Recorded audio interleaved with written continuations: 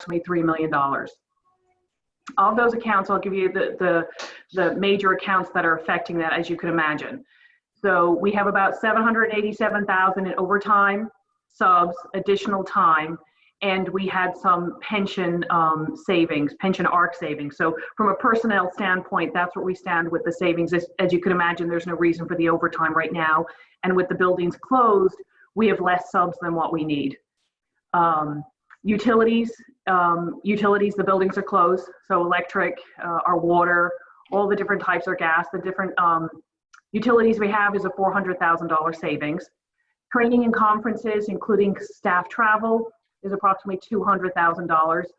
You know, if needed, we will have the conferences or trainings in regards to e-learning that Fran has been organizing and handling that.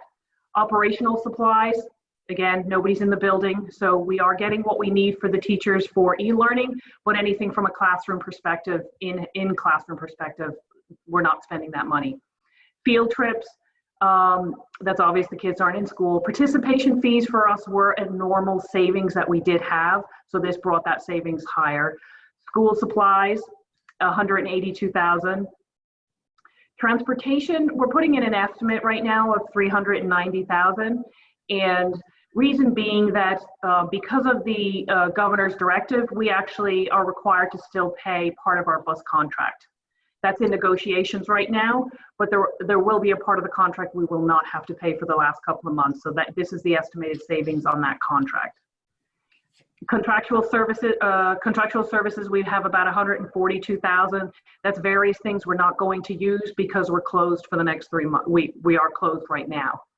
Technology had a small savings in regards to a telephone lease that we had. Fed, we had different savings we had, as you know, because we had opened up the Genesis program, so we did realize some savings there, and that is why we have the Genesis program. And then we had a miscellaneous all others, $218,000. That's, you know, everything from our coaches, athletics, miscellaneous different accounts that we had that were too small to itemize out. So in looking at these savings, what we're doing is trying to look at what to do. Can I just interrupt a little bit? Sure. Can you explain for the group just where we are in transportation? You know, we've been hearing we're in negotiations. Is that still true? And, you know, just can you explain what the kind of challenges have been? I'll do the high overview, and then Kevin and Maria, please step in if I don't cover all the details. From a high-end perspective, we, as I said, based on the governor's executive, we have to pay that. So in negotiation means we're being required right now to pay all personnel costs for the bus companies. This is throughout the state. So all town or all Board of Eds are being required to pay personnel costs plus the maintenance of the fleet, because we need to keep the buses maintained. Right now, that is where the negotiation is in place. Some of the bus companies have already laid off their employees. So in laying off the employees, how are we paying their salaries and benefits? So there's a lot of pieces that are going into play right now with that negotiation. From what I understand, we're in about the mid-80 percentile that they're looking for payment on the contract. Yeah. Go ahead, Maria. Yes, that's accurate. So as everyone knows, the governor has been passing a number of executive orders, and one just several weeks ago was in regards to school contracts that we relate to services that we would need should school reopen tomorrow. And obviously transportation is one of those needs. The rationale is that if the bus company lays off all of its workers and they go and find jobs elsewhere and school reopens tomorrow, we would not be able to transport children to school. So the school districts are being asked to pay the bulk of the contracts, certainly not all of the fees, but personnel costs are the bulk of the contract. So we are at about 85%. We are very close to coming to an agreement with the bus company. We've just asked for updated numbers as we've worked out the percentages. And I was in contact with the representative there earlier today, and he's working on those for me. So I believe that within the next few days, we should have an agreement, and we can bring the bus drivers back to work. They will be working on routes for next year. There's a lot of maintenance that needs to be done. So we are planning to have that settled in the coming days. So can I just ask a clarifying question? Does that mean that the bus company will then put the bus drivers back on payroll? Yes. Okay.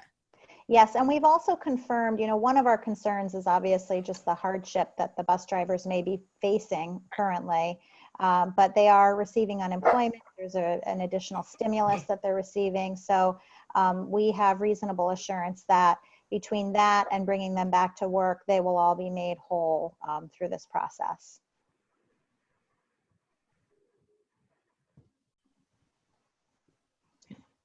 Thank you. So with those savings, there are a couple of things that we're trying to do in regards to reserves to protect what we're doing this year and next year's budget. So we're looking to put a reserve by for about $350,000 for SPED for any unrelated costs there. In addition,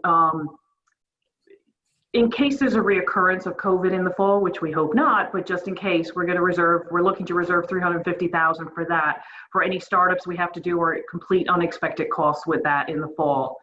In addition, we're looking to do an encumbrance of $600,000 in a pre-spend. And what I mean by a pre-spend is what we're looking to cut to bring to zero in fiscal year 21, we would spend and use the savings that we have now so that we can keep some of the things that we really need to keep. And we have the savings right now to purchase those items. So on top of all that, that would leave us with approximately $1.7 million of savings net after these reserves we're looking to do. One possibility that we put in front of the board would be if you remember, we do an annual lease every year, a technology lease every year. It's approximately $1 million or so. And that's paid over 4 or 5 years, depending on what lease we get. The proposal or the recommendation would be to actually purchase those items now. There are Chromebooks and some other smart boards, but mainly we need the Chromebooks for starting up next year. So the recommendation would be to purchase those items now, which would get the equipment in place, but also it would actually, as we use cost avoidance, we wouldn't be paying that lease off over the next 4 or 5 years, which would be a 200+ savings in principal and interest for the next 4 or 5 years in our budget. So we would take care of it now. So, and then that would be really the main thing we'd look at to see out of that 1.7 savings, and then whatever recommendations by the board after that. Yeah. What would that cost be for the Chromebook purchase? And I don't have the breakdown by IT. The Chromebooks basically by themselves could be $400,000 to $500,000. Okay. For how they it's a 3-year cycle that IT does, and then there will be peripheral ones where they're trying to upgrade all the different servers, switches, all getting more into technical stuff than I know. So it's making sure that base is in place, plus the Chromebooks we need for the start of school in September. And that would come out of the 1.7 million that we're talking about. Yes, that's what we would look to do.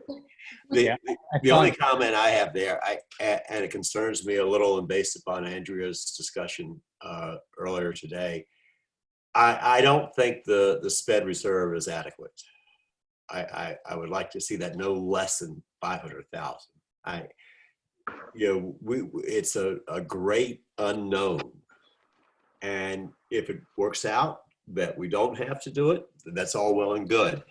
But I don't want to get hit because we don't know what the future holds in terms of parental positioning, legal issues relative to our inability to, or our struggle. I wouldn't say inability because I think we've done a great job, but our struggle to provide, the education that these students need.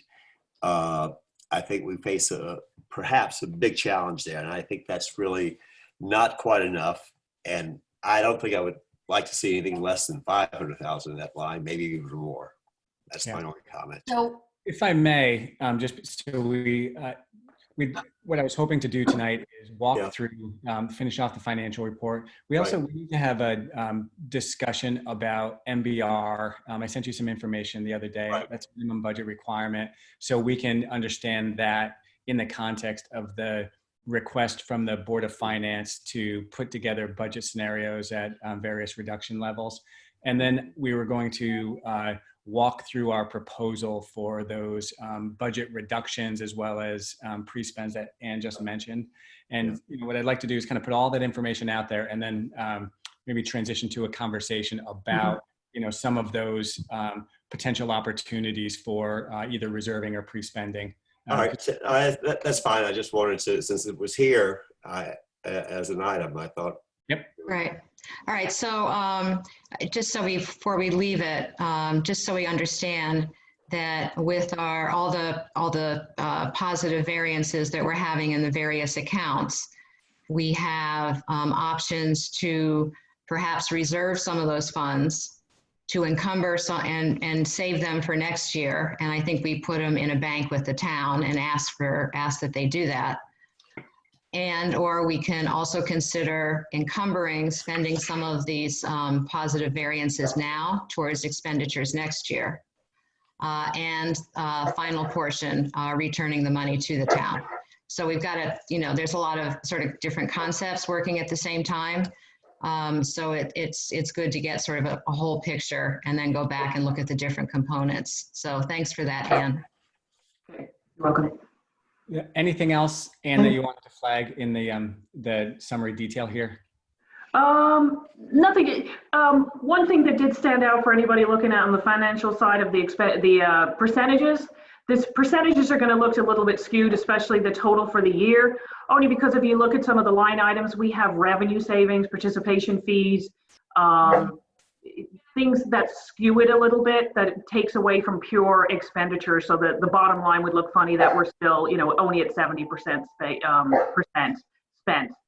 So other than that, some of the line items are very self-explanatory because of, cutting a training and conference is going to cut some of your personnel costs. So there's a cause and effect of different line items. But other than if someone had questions on particular ones.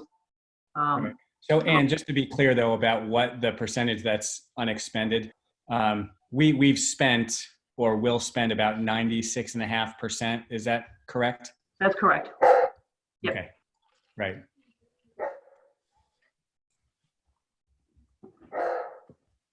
All right. Any other questions for Ann before we move into some of the MBR and the different scenarios? We'll have time for a discussion after all.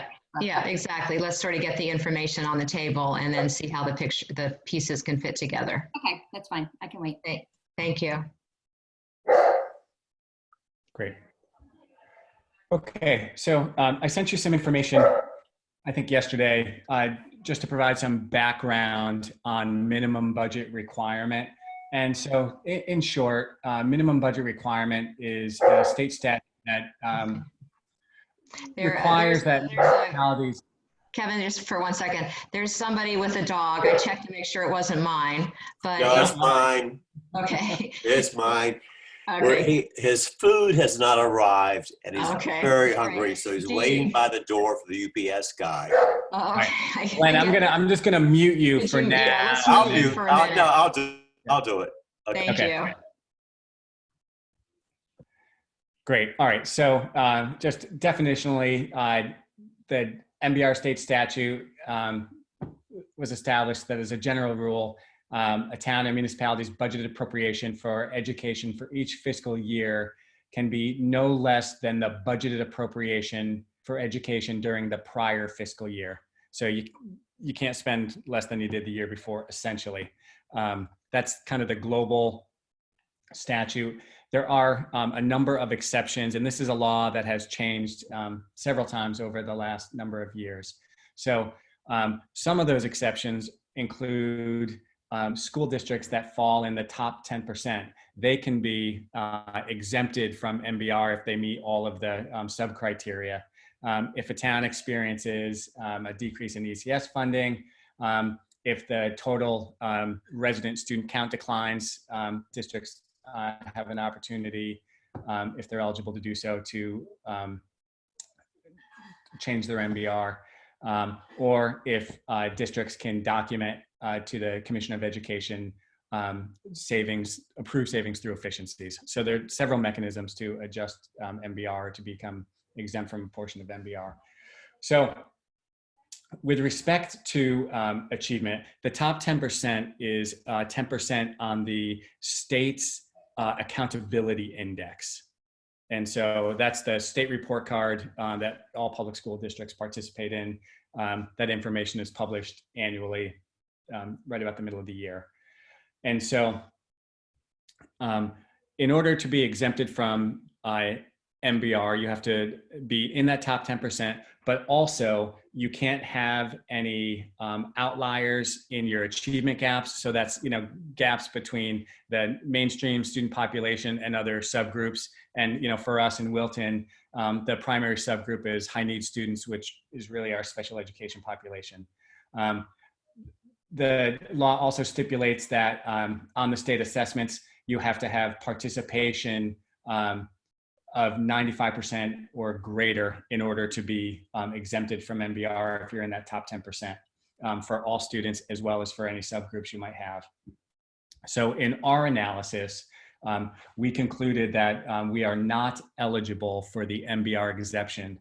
And although we are in that top 10% of high performing districts on the state accountability index, we did demonstrate in this last year an achievement gap between our non-SPED and our special ed students in science.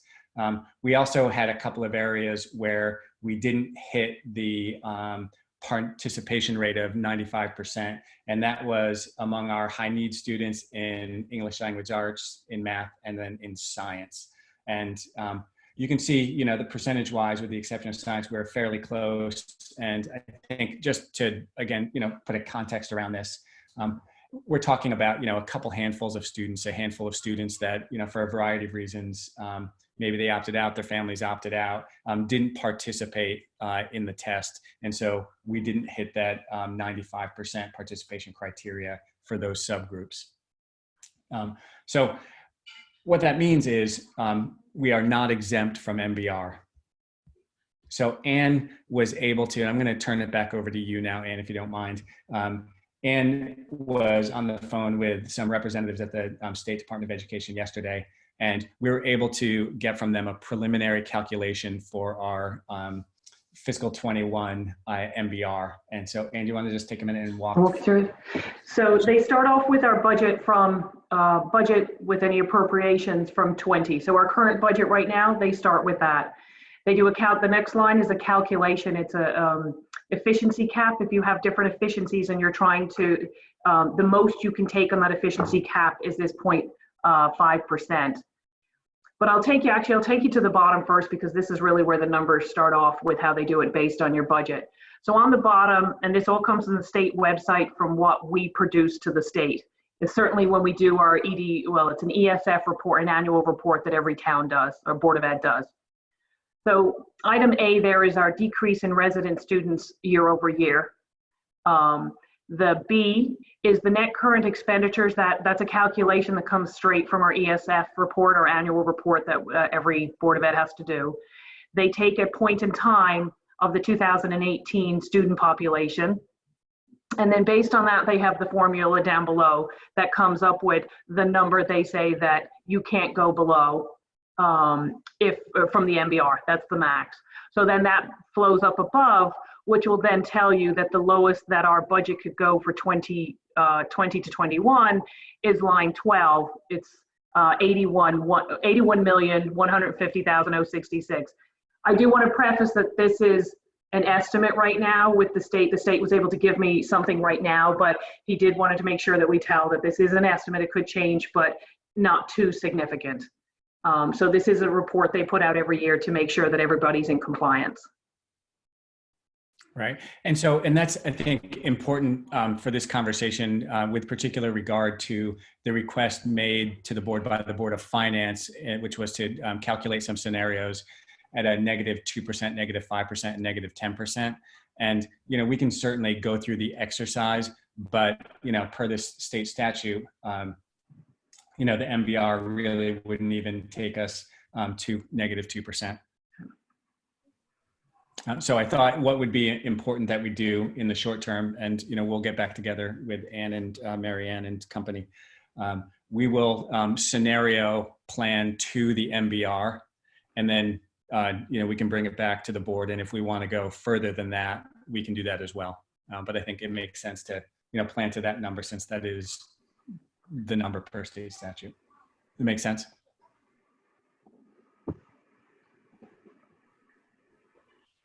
Makes sense. Clear. It makes total sense. But what is the penalty if you don't spend the money? Great question. So the penalty, if you don't achieve your MBR, what the state can do is withhold your ECS funding by the amount of the MBR shortfall. And how much is our funding right now, approximately? It's about 470,000 at the moment.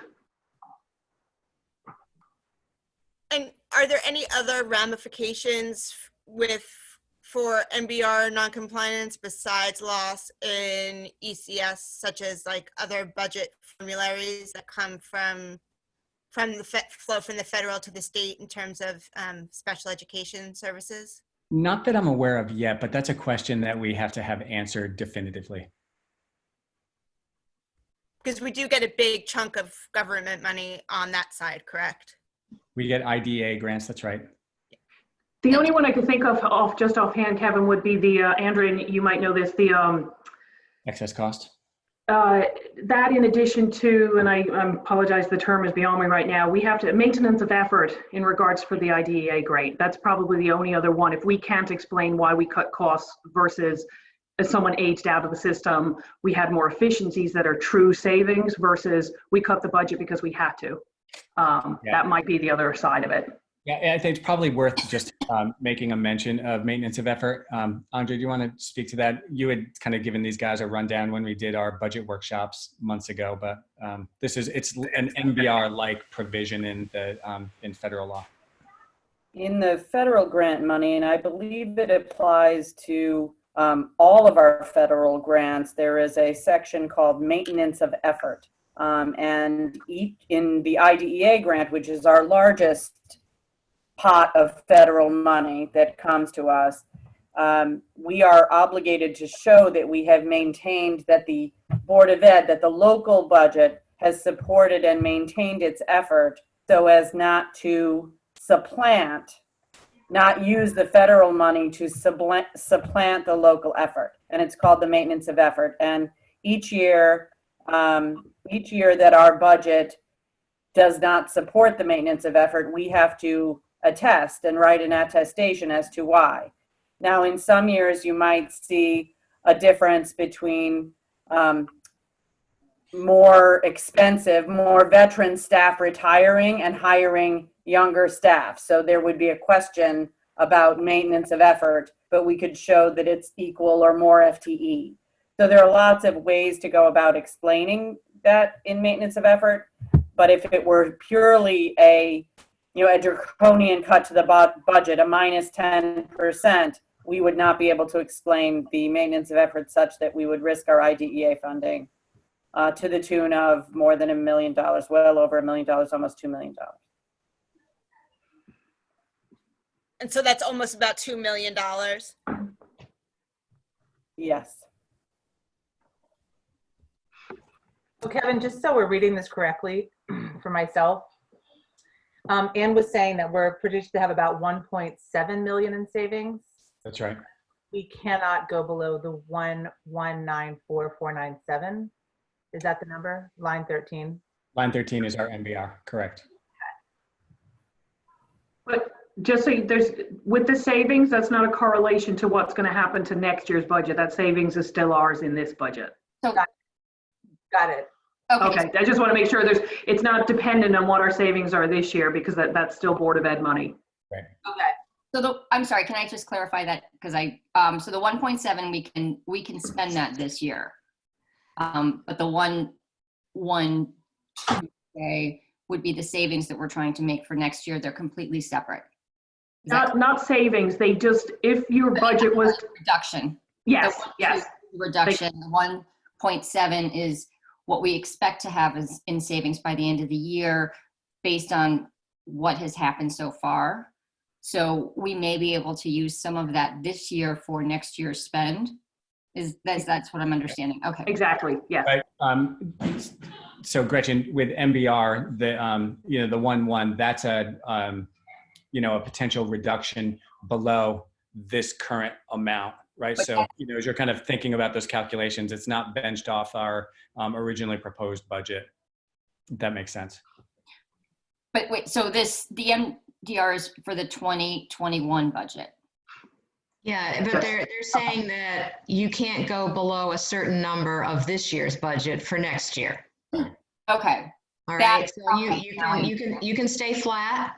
You can go somewhat below it, but So there is a limit to how much below it you can go. So we can't spend the whole 1.7. We can only spend what this number is, which is shy of. No. The 1.7 is Sorry. You can't take next year's budget down by 1.7 million, right, in this expenditure. That's because the MBR caps it at 119. 1.1. Okay. Yeah. And the 1.7 that we're all thinking about, that's really this year's potential year-end balance. Right. It's part of that 82,344 budget, this year's budget. And then as we look forward to the Board of Ed scenarios, they asked for a flat budget would be the 82,344. They asked for a -2%, which is actually really more than MBR would allow us to go below. And then of course 5 and 10 are even, worse than that. Okay, So, now I understand. Yeah, I got all that part. It was we can't spend now. Right, exactly. So that's why I have to put all the information out there and then figure out how the pieces put together. But we're trying to figure out, what scenarios to present to the Board of Finance and within the law. So we can do flat and we can do the MBR amount. But we, the other scenarios do not fit the MBR guidelines, guardrails. What about something like the expenses that we may be incurring doing all of the homeschooling or the e-learning, any additional technology that wasn't budgeted for next year or this year? Is that something above and beyond that we can spend? Yeah, that's, and again, we'll talk about it towards the end after we sort of see some of the reductions, but that's exactly right in terms of thinking about a reserve. So out of this year's positive variances because school closed, should we ask to reserve some of that for all these things we might not anticipate? And so that's the reserve concept. Okay. So that's, yeah, absolutely, that's important.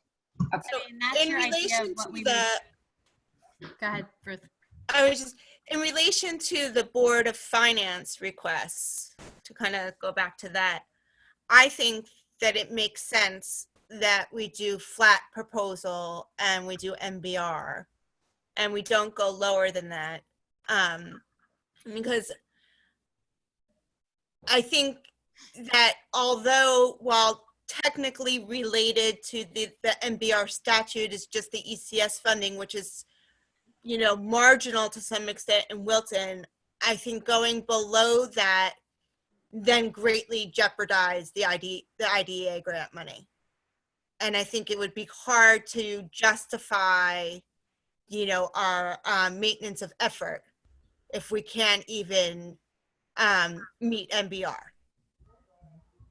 And so I think that in terms of, effort, level of work and putting in, solid proposals of what is, feasible and actionable, I think starting at those two levels is the right place. Those two numbers is the right place to start. Okay, and then tonight, I know from our business ops meeting earlier today that Kevin and his staff have put together the flat scenario. So is it time that we can sort of talk about what the flat scenario would be? And Yeah, then I we just can have get into one the more encumbrance question. reserve thing. Yeah, go ahead. So I just one last piece of information that Glenn had asked about this morning. He wanted to know if there were other districts in that top 10% that were also not exempt from MBR. And there is Region 9, Ridgefield, Weston, Westport, Old Saybrook, Coldbrook, Region 19, like Wilton, all either had some kind of achievement gap outlier or participation rate gap that kept them from being exempted from MBR. Thanks, Kevin, for that. Thank you. Yeah, thanks. Debbie, can I And ask you one also, question? Can I ask Go you one question? So you have 1.7 million possibly. Jen. Yeah, can you hear me? Yeah, sorry, you're not, I don't see you, so I just have to recognize your voice, but thanks, Jen. We have 1.7 million that we possibly have as a savings. We're obviously not going to spend that, I don't think, this year. What's our option is to put it in a reserve? Is that what you're saying? What's our option with that money? Yeah, no, we can talk about, since we can see the end of the year coming and we can see next year, and we know we're going to have the, the fund balance this year, the positive variances in all those accounts. We can think about, can we start buying things like textbooks now to help us out for next year? Okay. And can we think, we don't know if we're going to have to, what we're going to have to do to reopen. Does it require a whole lot more nurses? I'm just making that up, totally made up. Yeah. But, there's some expenses that we have no idea about. So should we ask the town to, when we return the money, put some into a reserve fund for all the COVID related expenses that we don't yet, and we can't really nail down, like special ed, like extra nurses, like extra Purell, whatever that is. And all of those kinds of concepts, and then returning to the money to the town. So those three things, all of that is what we talk about when we get to the year-end sort of anticipated positive variance. We can talk about how much goes in all of those buckets. Gotcha. Thanks. Okay.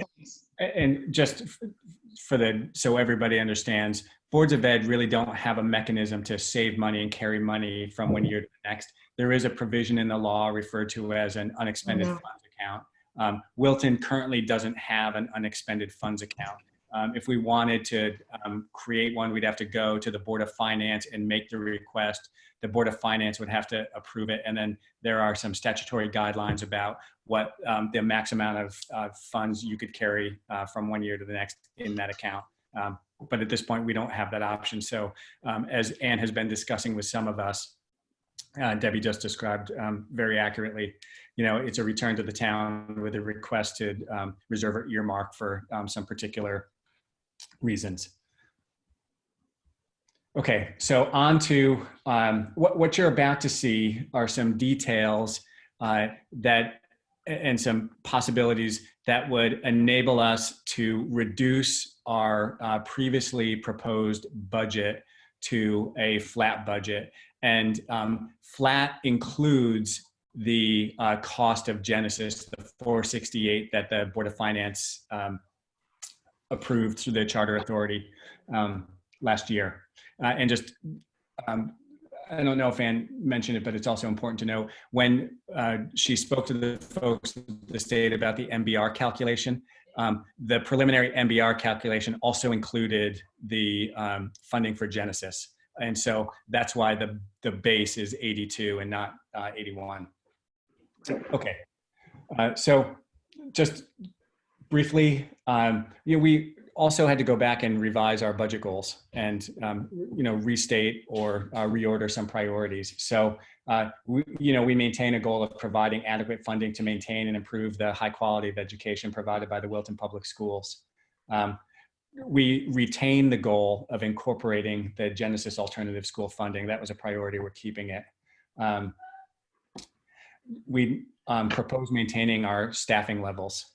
There are a couple of opportunities where we can freeze that I can discuss, but for the most part, we're looking to maintain our staffing levels, and really, like the reserve, it's unclear what we're going to have to contend with when school reopens. So in my opinion, it would be short-sighted to let go of staff. We're also proposing to adhere to our Board of Ed guidelines for class size. And then the new goal is to prepare for subsequent disruptions by implementing a learning management system. And so as you've heard and we've discussed in our previous e-learning updates, we think that we are at a disadvantage because we don't have a comprehensive or a couple of good comprehensive systems that really help manage our e-learning program. And so given where we are today, this has quickly risen to the top of the list of things that we need to get done. So, should we face another COVID shutdown, we're in a much better place to respond if we have to go back to remote learning. And then in terms of some guidelines for enacting this exercise, we look to protect the health and safety of our students, to match our resources with core beliefs, vision, strategic objectives, and obviously the budget goals. We attempt to minimize impact on students, minimize impact on staff members. We're also seeking to protect programs, ensure our mandated curriculum. We're always on the hunt for whatever efficiencies we can find in our work here, and then to comply with state and federal mandates. So the largest reduction in this scenario comes from the building repair account, and that's a total of $662,000. And what we are proposing is to just completely defer the phase one maintenance, the phase one upgrade of the Middlebrook project. So that would be the flooring, the lighting, the ceiling tile replacement, painting, the 2 heating units that were slated for replacement at both entrances, and as well the $100,000 renovation for the bathrooms nearest the auditorium. We're also proposing that we defer replacing the sound system in the Clune Auditorium. There was work proposed to do some stair tread replacement at the high school, and then a couple of other odd and end miscellaneous repairs at the high school. We're also proposing that we defer the cider mill speaker installation. Dr. Falcone had a proposal to install some speakers outside of a couple of restrooms. So when kids were in the restrooms, if there was an all-call announcement, the kids could hear it. We had planned for some restroom partition replacement to replace cafeteria blinds, and also some restroom door replacement. So all told, that amounts to $662,000. So the impact, I think plainly, is a negative impact. Both Middlebrook School and Wilton High School require significant upgrades, including those things we propose to do, flooring, lighting, etc.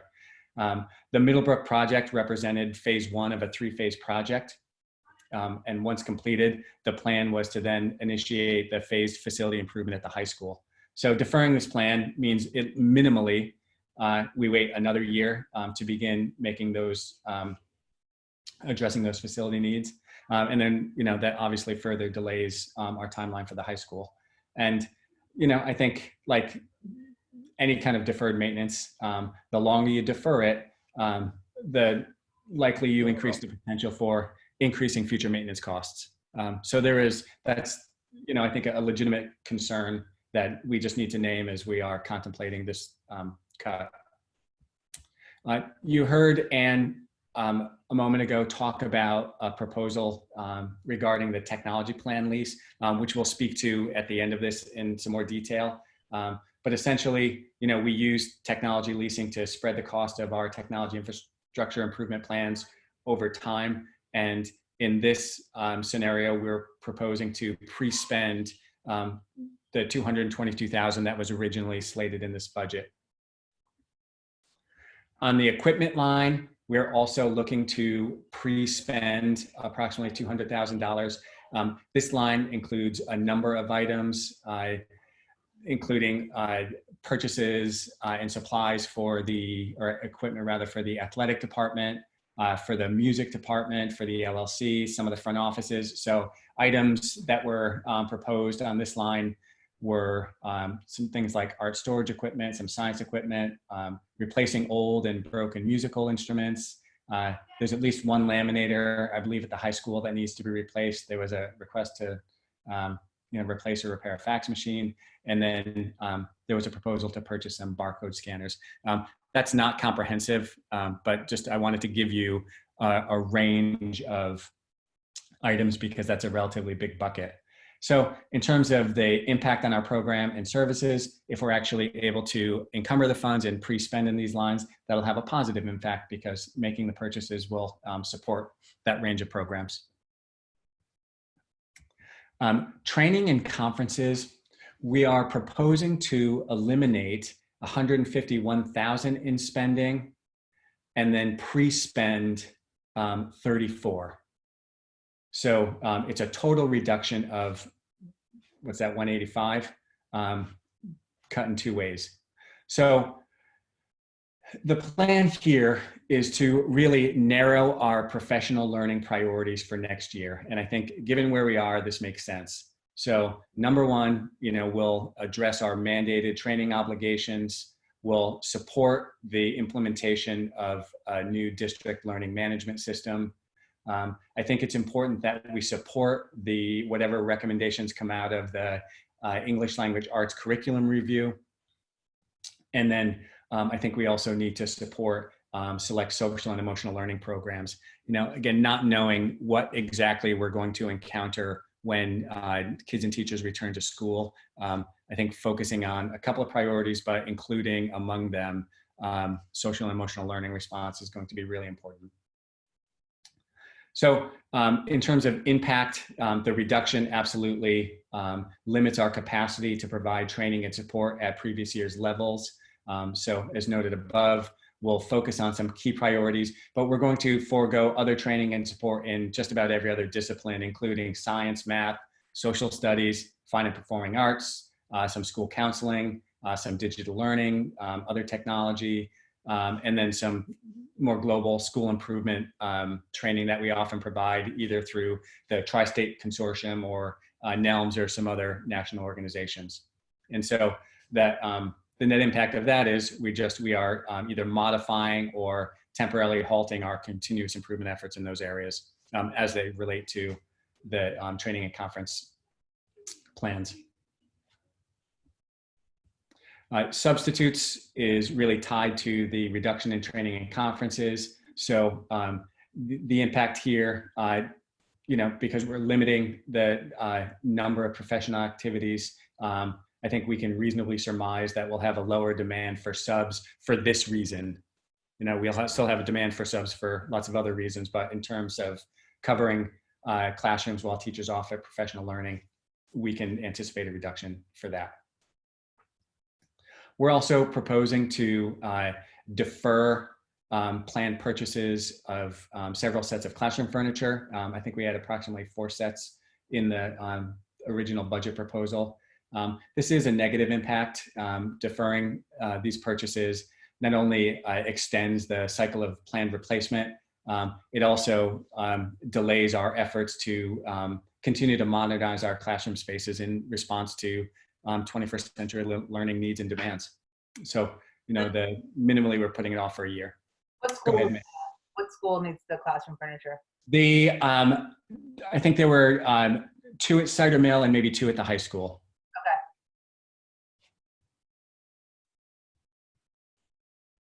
Okay. So for row 7 here, these are general supplies, operating supplies. We're proposing to pre-spend this amount, and really, we've cut our supply budget for the last several years, and so I think this is a wise area to pre-spend if we're able. And these funds would cover a range of school supplies, paper, what have you, other classroom supplies. Again, if we're able to do this, I think this would be a positive impact on our budget because now we'll have the supplies that we need. Transportation services, this is another proposal for pre-spending. It's kind of a funny amount, $37,579.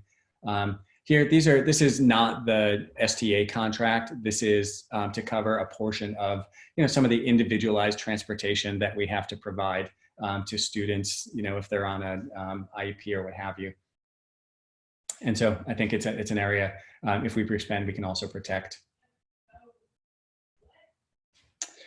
Number 9, our textbooks and workbooks. Again, the administration's proposal here is to pre-spend $36,243 to purchase either new or replacement textbooks. And again, similarly, it's a positive impact if we're able to pre-spend and purchase the books and not delay that expenditure. Number 10 is vehicle fuel. And, this line could change. We could actually see, more favorability here as we get closer to locking in a diesel contract.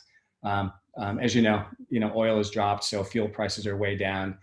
Chris Burney was working on locking in a contract, but I think, we can say pretty safely, we could at least eliminate 15,500 and we may be able to get a little bit more out of that line.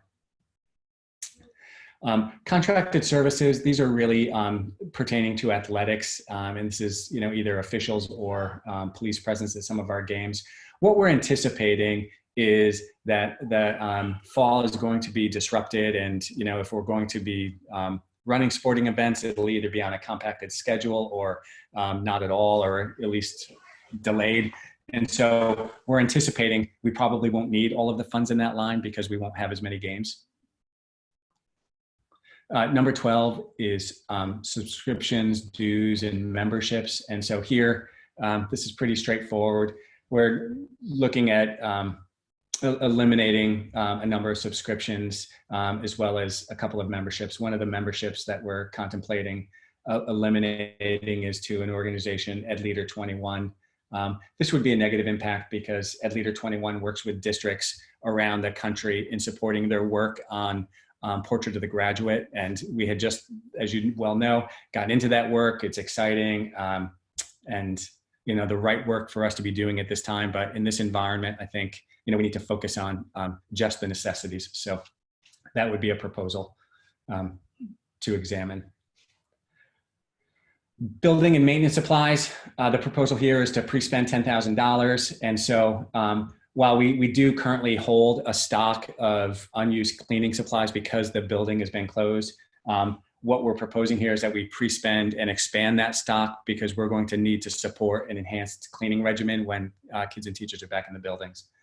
So the impact here would be a positive impact. If we can encumber the funds, make the pre-spend, then we can ensure that we have enough supplies to be able to meet that demand. Similarly, line 14, the equipment repair and maintenance. This is also a proposal to pre-spend. It's about $10,000, a modest amount. And what we would propose to do is just open a PO at the repair shop where our maintenance men take all of our equipment, and there wouldn't really be an impact there. It would just enable us to get ahead of whatever repairs that they would typically encounter through the year. Field and athletic trips, this is coupled with the reduced demand for officials. In addition to anticipating, fewer games, we're also anticipating seriously reduced travel. And so we would propose to reduce or eliminate just about all the field trips that kids take, at least for the fall. And so we can cut that part of the budget by $10,000. In terms of impact, that's also a negative impact. And I think it's, fairly easy to understand. Students simply would have a diminished opportunity to participate in curriculum enrichment activities that field trips offer. The parent activity line, across the district, we're looking to wipe out that entire line. It's $8,100. It's not a lot of money, but we use those funds to provide supplies and printed materials and things like that for various parent activities. I think what we propose here is that we turn around and request some financial support from the PTAs or other organizations to cover some of those miscellaneous costs that go along to holding various parent functions. Hey, Kevin, it's Mandy. I just had a quick clarification question. Mm-hmm. Going back to line 15, when you say negative impact, so you're not saying cancel all field and athletic trips now. You're saying the chances are that they will be reduced. Correct. I just wanted to say negative impact doesn't mean like we're going to cancel this now and it's going to have a negative impact. You mean more like it's in terms of the program and services. It's just, to me, I'm thinking about the kinds of experiences we offer our students, and as you know, our kids have lots of opportunities to take all kinds of great field trips. So we think a $10,000 reduction because we're not going to be we don't believe we're going to be traveling in the fall makes sense. Right, and we're not going to be traveling because of the state of the world, not because we in Wilton are deciding we're not traveling. I mean, that's just what I wanted to clarify. Correct. Yes. Perfect, thank you. Yeah, and then, you know, that's a kind of a, you know, beautiful lead into line 17 here. Staff travel, again, a small number, and it connects back to the professional learning. Again, you know, we're reducing the number of activities, so we're going to have fewer people going out, and then we won't need to reimburse travel because we'll have fewer people going out. Last one here, also pretty small number. This is just in the assemblies and graduation line, a reduction of 3,100, and this is really just a reduction of you know, supplies, supporting those events, as well as guest speakers. And so two, this is a negative impact. It's a, you know, modest cut, but, you know, essentially we wouldn't be providing the same level of funding to bring in guest speakers that we have often throughout the district.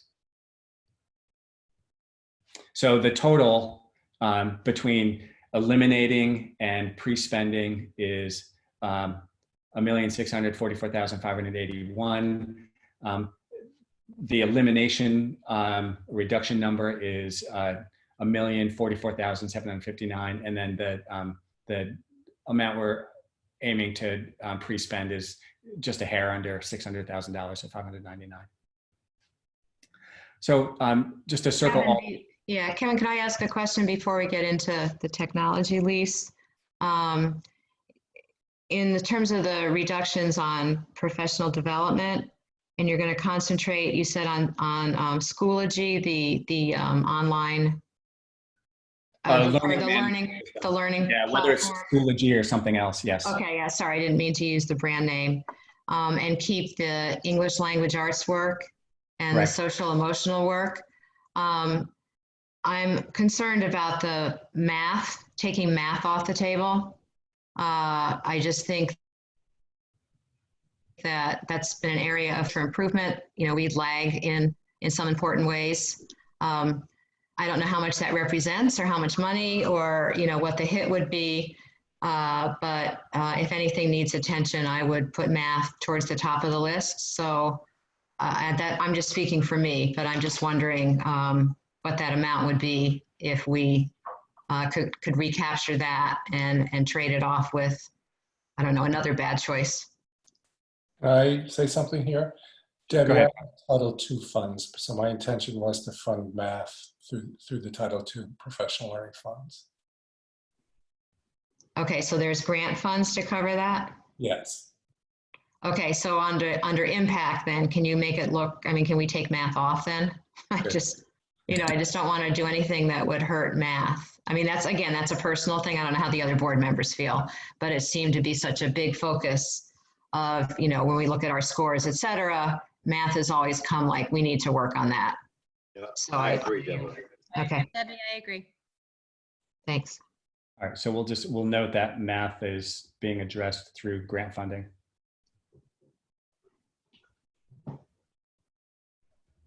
Great. All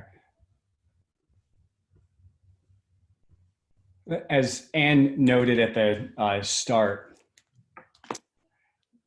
we're approximating the total technology lease to be somewhere around $800,000.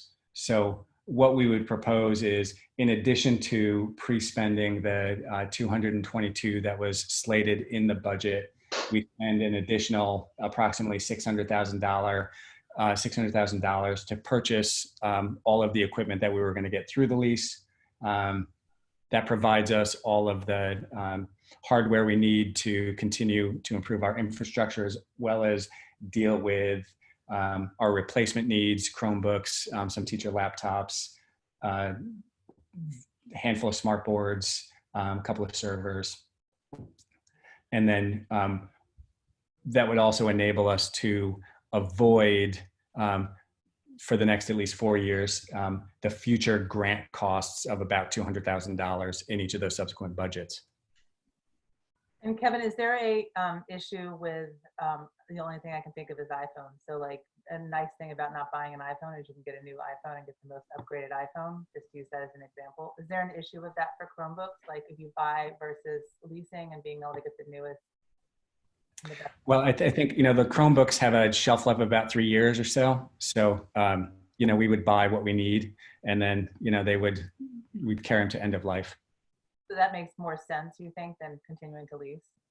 Yeah, because Eric, do you want to speak to that? I mean, it's really a funding mechanism.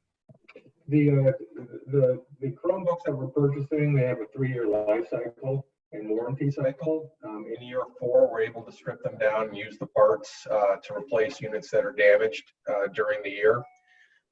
And our laptops have a 4-year life cycle.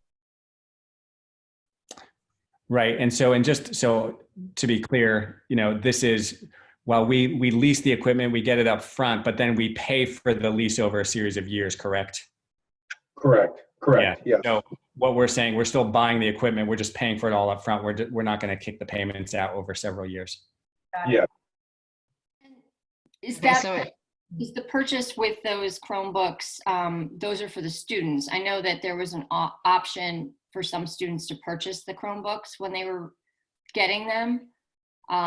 Is there any sort of number, like, was it, you know, 15% of the students actually purchased Chromebooks and that money came back to the school, or was that sort of not counted at all? I don't have those details. We actually made a program available for some of our high school students and families that wanted to purchase additional devices. We made that available to the families to purchase directly from our supplier at the same price the district was able to procure those devices for. Yeah, but I know that happened. I mean, I just remember receiving one of those options for Middlebrook. So I don't know if that was an additional one. I was under the impression that was, if you want to buy this, that way, if you lose it or break it, you don't have to pay for it at the end of the year. You know, and I guess it wasn't, obviously it's not a huge number. So I was thinking perhaps maybe some more people had done that because out of the fear of breaking the device and having to pay for it later. No, I mean, there's no significant revenue stream in our budget from, you know, selling end-of-life Chromebooks to families. If anything, you know, the handful would go to, you know, cover probably minor offsets in the technology repair line. Okay. Right. Do we have a sort of a comparison of the cost leasing versus this upfront purchase? If we're purchasing everything up front, we're not paying the finance costs over the life of the lease. Do we have an amount for that? The interest, correct me if I'm wrong, Eric, on it, but I think the interest over the life was approximately another 100,000+. Okay, so that's where the real savings would come from, is the interest? Well, long-term, the savings would be principal too, because the quarterly payments would be approximately 70,000 a quarter, including principal and interest. So that amount of about 200,000 plus a year will no longer be needed. Am I answering it the right way? I'm not sure. Yeah, no, I just meant just comparing this system versus pay-as-you-go or leasing. It's like, what's we'll put together and send it to everybody tomorrow, and then we can revisit it next Tuesday. We'll just do a side-by-side, the upfront. Okay, got it. Yeah, that would be helpful for me. Yeah, that's a good idea. Great. So the last piece here is just to kind of bring us full circle on Anne's financial proposal. So as she started, we have currently unexpended because we shut down on March 11th, just about a little bit over $3 million, so $3,561,000. And from that, we are proposing that you know, we reserve some amount. We were suggesting $350,000 to protect us against unbudgeted costs pertaining to special education services being delivered in this environment. So primarily compensatory education. But I think it's reasonable to anticipate we may have a little bit of litigation and some other things that we have to respond to.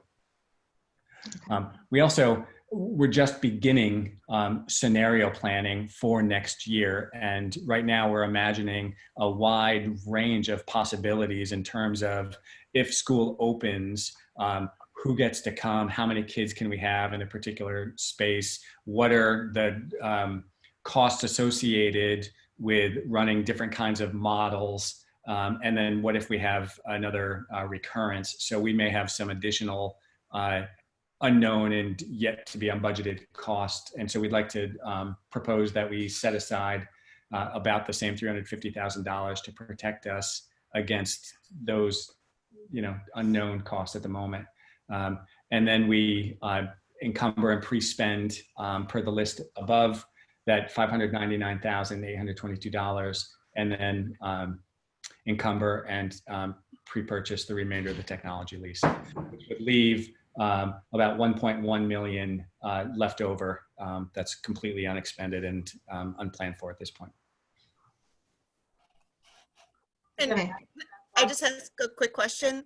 So that 1.1 that's left over, that is the various options associated with that are the give back to the town holds in reserve for us, or we find additional pre-spends? Yeah, no, I guess under this plan, it looks like there's a proposal to reserve a total of around 700,000, to go ahead and spend around 600,000, a question mark, but a proposal to spend on the technology lease. And then after all that's done, be able to return to the town the 1.12. Have I read that right? You did. Yes. Okay, so the total, if you go all the way up to the top, it says unexpended funds are really 3 million. And now we're talking about, of that 3 million, the proposal from Kevin's staff is 700 reserved, 600 encumbered for for pre-spending. I'm sorry, yeah, and or whatever it is, 600 encumbered for the tech lease. Now, just the reserve, we have to be careful. As Kevin said, the Board of Ed does not have the authority to carry over. So we would need to go to the Board of Selectmen and request that these funds be reserved. Am I right, Ann? That's correct. Okay. All right, so maybe we should start talking about, do we think reserving is a good idea? And if so, are those the right amounts to reserve? Debbie, can I ask you a question? If we, or anybody, if we reserve certain amounts of money and we put it towards special education or towards the unbudgeted, if we at the end of that year or however long that money can stay there, don't spend that money for that specific item, what happens to the money then? Goes back to the town. It goes back to the fund balance. Yep. Okay. And it might be helpful if you can just explain the mechanics of what you were imagining in terms of reserving fund, because I'm not sure it's as cut and dry as at least me might be imagining. Mm-hmm. So typically at the end of every fiscal year, we assign amounts in our fund balance. So if we know there's something coming up, we can assign a balance to it in the fund balance, and it's used for that particular reason. So the request would come in to the Board of Selectmen to say we wanted to assign X amount of dollars for whatever SPED or whatever we're looking for. And that would be assigned so that if you looked at our annual report and you looked at our fund balance, you would actually see a line item there and what the reserve was for. Currently, if you look at our financials now, you'll see encumbrances, what we're talking about now, you'll see encumbrances, which are Board of Ed encumbrances on there. That's a normal process every year. This would be an additional line that would have a reserve on it, and we would draw that down. And are there like limitations or restrictions about what you can reserve and for what purposes? So I think I had a question about, can you reserve for personnel costs, or does it have to be something other? Typically, it's not personnel costs, it's usually other. and you have to assign what it is. You have to have a reason for assigning it and what it's for. So if we said we were going to buy widgets, but we ended up building a building, you can't do that. It's assigned for a particular reason because you knew you had an expenditure coming up that you wanted to protect. Okay. So if we said unbudgeted COVID-related costs, and that happened to be, you know, again, going back to my nurse analogy, it happened to be a nurse, would that be permissible? Yes, because it would come under that we use that nurse for that particular reason. Yes. Okay, okay. So, And what about, to Glenn's point about maybe our special education number is not high enough? Could you consider that money to come out of the unbudgeted COVID-19? Because that's why we possibly have a higher need. You would typically separate them, because one would be, we're thinking from legal costs or something different like that. It would be related to a COVID because of some reasons, but you would separate those type of things out. Can't yeah. really get into the other bucket Sorry. to help that one. I'm sorry, Jan, did you finish your question first? Yeah. And so we really can't jump into one bucket to help the other one, right? No, typically no. Completely separate. Okay. Yep. but following up on Jen's question, there has been a lot of talk on what's happening for possibly this summer for some of the kids who maybe are still going to need some catch up, who have IEPs or special education, and that might happen over the summer. And I know that sort of there's nothing has been finally decided, but if that happens, does that money come out of the 2019-20 budget, or would that come out of 2021 if it's happening in the summer? Well, I think, you know, we would, the special education cost, that's the compensatory education we're referring to. So Right. that's where we would draw those. Okay. Right. Yeah, so to Glenn's question, is the special ed line big enough if it is to include potential legal issues and compensatory education?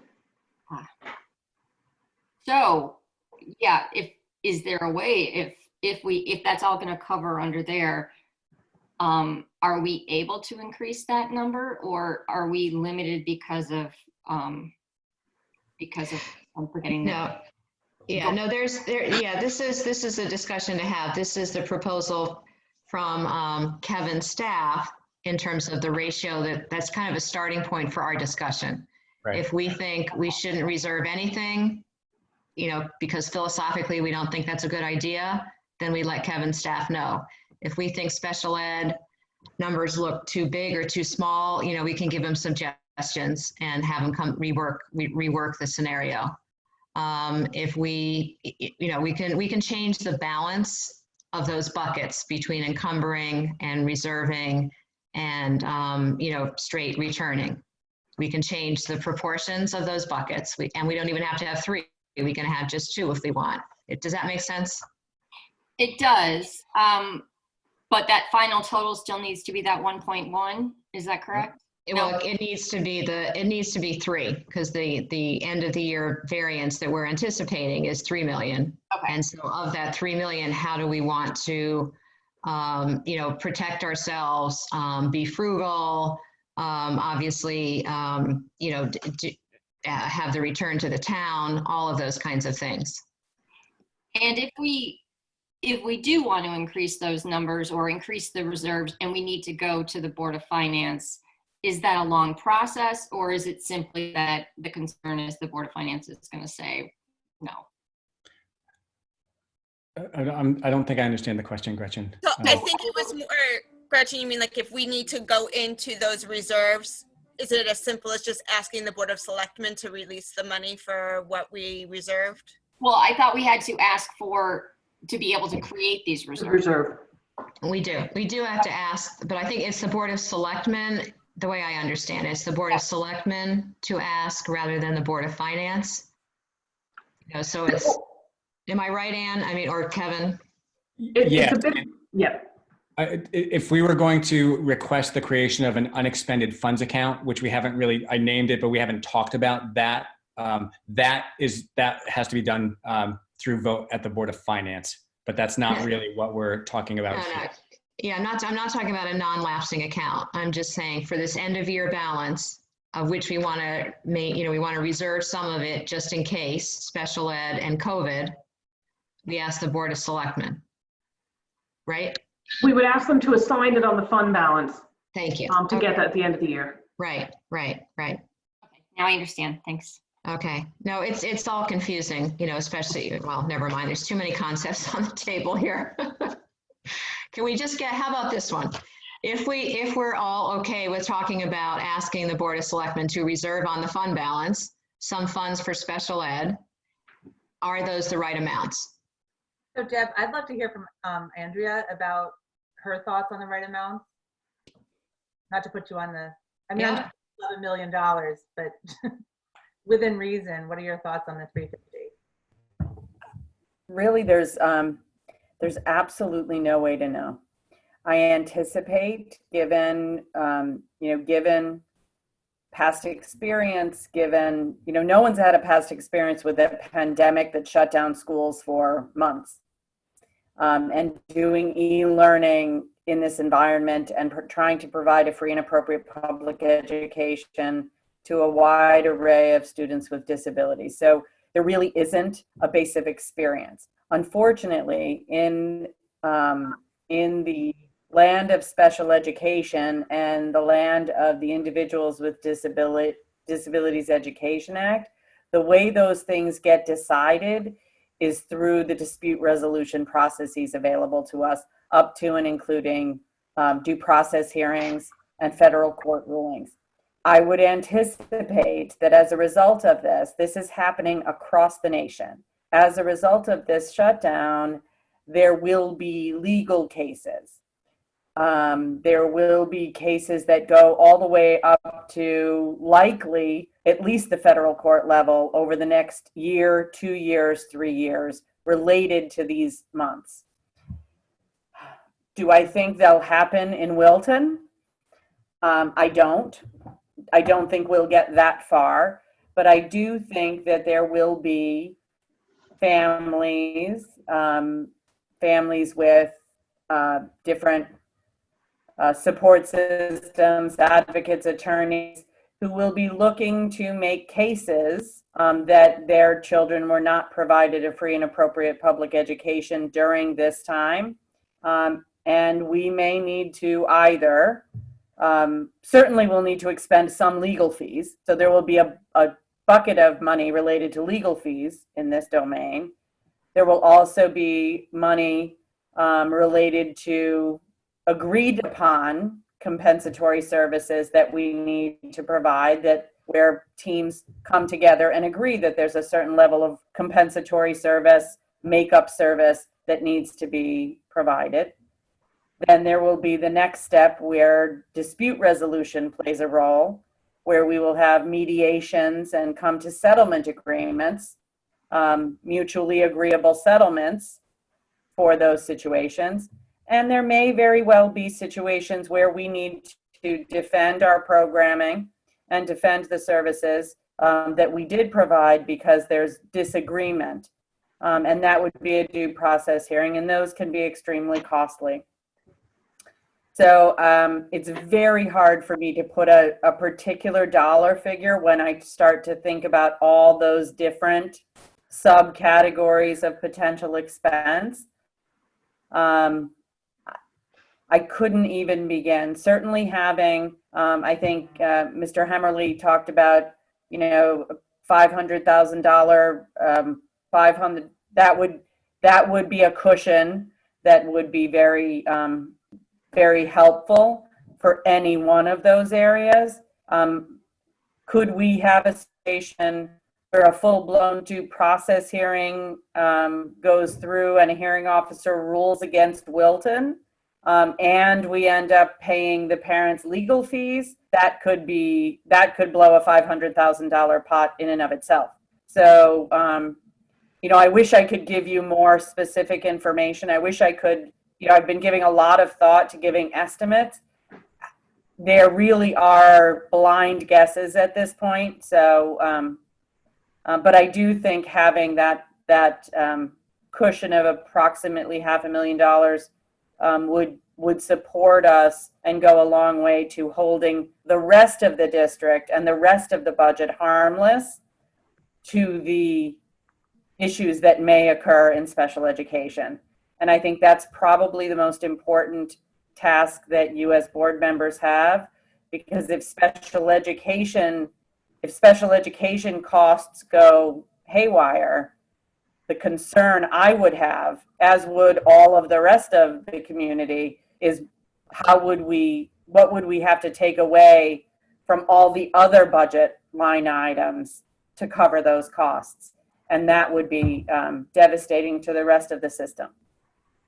So I'm sorry I can't give you a number, Mandy. I wish I could, but that's my best answer at this point.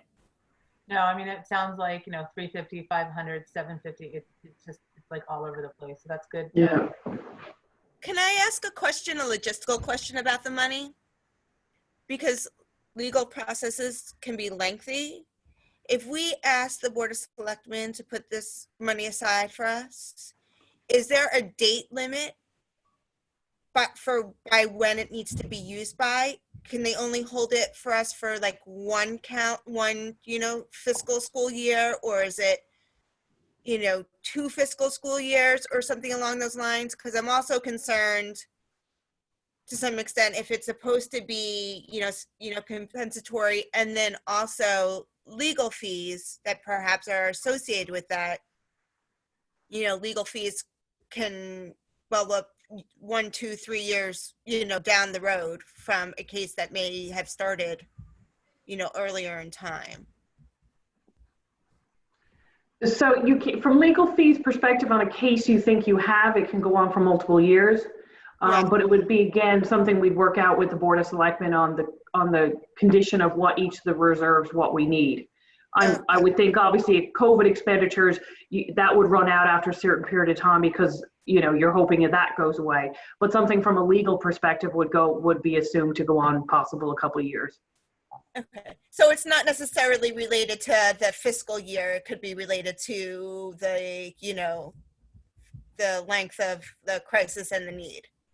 If it's related to what we think right now, if it's a totally separate, so say we have a lawsuit that has nothing to do with what we think we're reserving for, that's not something you would use that reserve for. It's solely going to be, okay. Yeah, and then if it's COVID related, then it's not necessarily tied to the, 2021 fiscal calendar, fiscal year spend.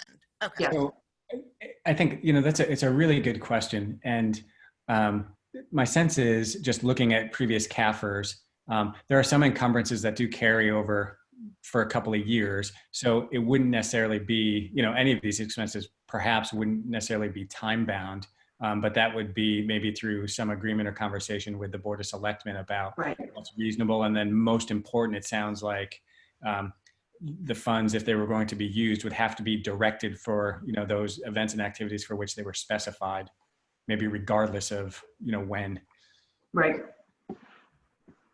Andrea, can I ask you a question? Our non-IEP students that may need extra support in the fall, where does that come out of? Does that come out of our regular teachers? Would they all have, if they showed that they needed a significant amount of support, would they have to go through the whole IEP process and then enter into, or a 504 or something, or who's going to help them, I guess? Well, we've all been talking about addressing the needs of students and meeting them where they are when they return. So it could be in any one of a number of areas where we provide support and services. Our coaches, our interventionists, depending on the nature of the need, our mental health staff, our psychologists, our social workers, if there are behavioral challenges related to the experience of the shutdown, if there are academic challenges, then our interventionists, and all the way up through the ladder toward special education. Certainly if a youngster presents as having a disability now related to this, then they might end up in the referral process to special education and with an IEP, or be diagnosed and need a 504 plan for reasonable accommodations. It's hard to say. And I think for all of us, we're going to need to give students and teachers a chance to get back into a more normalized swing of things before we can really assess impact. It's kind of like coming back from school after the summer, only it's a much longer period of time, to see how long it takes to get back to where you were. And we do that through, we assess, we teach, we engage, and we reassess and see how long it's taking kids to kind of bounce back. Okay. When we do that, it's almost like, it really does look like a screen where some kids are going to be fine, some kids are going to need a little more, and slowly but surely you're going to get to that small population that requires a much higher level of service, and that's where special ed will come in. So I think the budget lines are going to be spread across all of those areas. Well, I think that gets to the reserve for the COVID-related costs. That's what I was going to ask. And we absolutely need, it's more than facilities or cleaning supplies. It really needs to be curriculum, it needs to be assessment, it needs to be programs, it needs to be intervention. And, no amount of money probably is going to cover all of that. But we at least need a reserve, because if we need to hire another math interventionist, or we need to hire another nurse, or we need to buy more Purell, all of that's related to COVID. So I don't know how well defined this has to be for, we have to probably write a narrative to the Board of Selectmen, but I would recommend that we absolutely include that compensatory idea, even though it's not for special ed kids, it's for everybody. Correct. Okay, thank you. I would also think there's going to be an area that we may experience where students or families who may either the student themselves may be immunocompromised, or someone in the household may be immunocompromised, that the parent may request homebound instruction until there's a vaccine and not attend school at all. So I would anticipate that we would see, again, these are all based in my world, but I would anticipate that I will see for children with disabilities and for families who are seeking an accommodation because there are immunocompromised people in the household, that we would see requests for homebound instruction or continued e-learning even until there's a vaccine. So I think those are also areas of potential cost that it's hard to put a number on, but maybe something that would be a part of spending in that reserve. Okay. I guess my other question kind of related to all of this is, so we're trying to think of specific numbers to put in here. And part of our option is either to put more money in a budget or to give in a reserve or give more money back to the town. The only difference in increasing numbers that we're putting in these reserves would just be the amount of time it gets back to the town if we don't use it. Is that correct? Yeah, that's right. Because if you reserved a larger number than proposed here and it's not used, at the end of whenever we've decided we don't need it any longer or might not need it, then it would revert to the general fund, I believe. Yes. Okay. Thanks. Great. Okay, Glenn, do you want to add anything, or Gretchen? Yeah, wow. Okay.